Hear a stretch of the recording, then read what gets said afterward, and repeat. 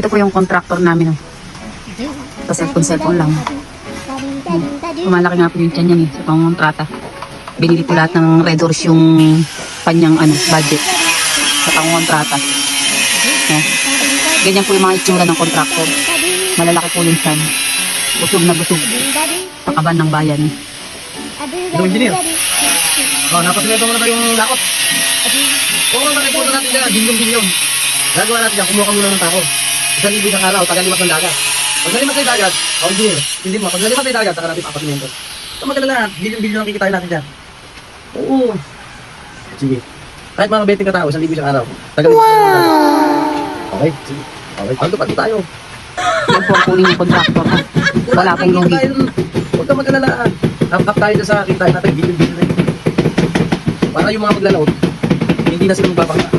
Magbubuto sila. Lalagyan natin ang konting butas sa ganun yung dagat kung sila mamimiwas. Okay? Tindihan mo? Happy? Yan po yung ating contractor. Mga contract na nakakatakot sa kakurakot. O, di ba?